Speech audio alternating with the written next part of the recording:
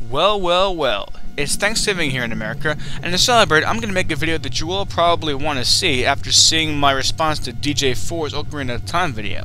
Yep, that's right, I'm going to take a look at the Zelda series, and it's perfect timing, since this year is the 10th anniversary of arguably the greatest game of all time in the series, Ocarina of Time.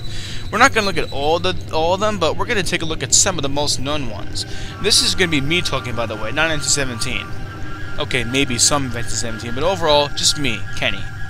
Probably the most known game of the series is Ocarina of Time, which is my personal favorite one in the series.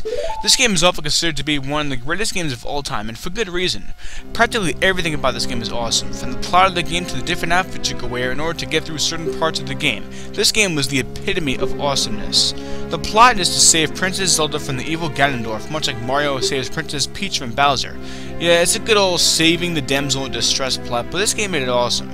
You play Link, a young boy from the Kokiri Forest, where all the people there get a fairy. Link gets Navi, and Navi is a big help to you throughout the game. Whenever you need help, Navi is always there to give you advice. What a helpful little fairy. Alright, so let's talk about some of the equipment. You've got the long shot, the crossbow, and a whole other list of items. However, the best tool is probably the Ocarina. This is an essential tool in your journey.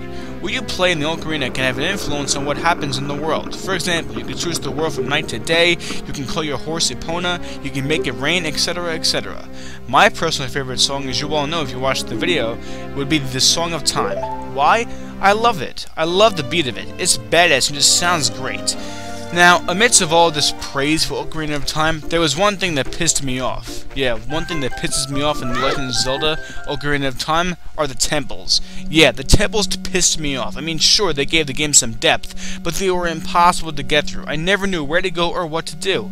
Nick always had to help me. Anyway, in the end, you eventually get to Ganondorf's castle, which has replaced Zelda's castle. The boss fight is just awesome. Seriously, it's so much fun just kicking Ganon's ass. In the end, you end Ganondorf and restore peace to the land.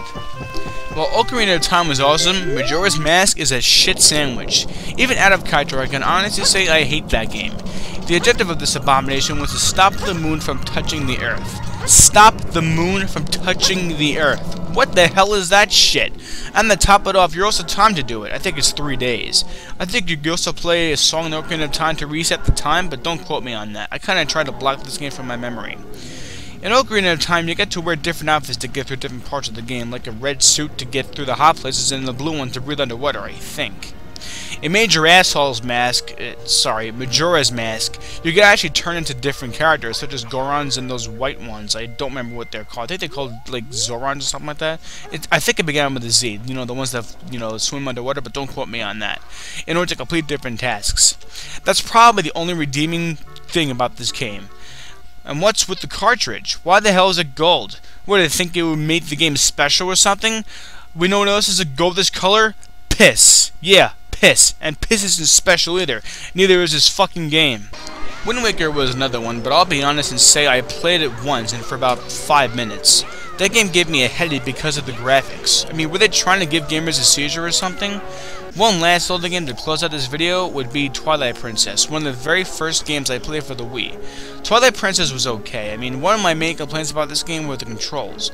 I didn't feel like throwing my arm around to make Link slash his sword around it, and aiming things such as the crossbow was just awkward, and fishing was nearly impossible. Why didn't I get it for the GameCube? I don't know, I'm a dumb fuck. So, I apologize if I didn't mention one of the Zelda games you wanted me to, but these ones just stuck out to me, and they're probably the most known games. Although I do know there are ones for Super Nintendo, Game Boy, all that stuff, but, sorry I couldn't get to those ones. Overall, Twilight Princess was decent, Majora's Mask is a piece of shit, but Ocarina of Time stands out as one of the greatest games of all time. So, there you have it, a brief look at The Legend of Zelda. Sorry I couldn't get more into it, but I'm super busy at the moment. But since it's Thanksgiving and the 10-year anniversary of one of the greatest games of all time, Ocarina of Time, was released to the US of A, I felt the need to do a Zelda video. Thanks for watching, and I'll see you next time. And hey, happy Thanksgiving!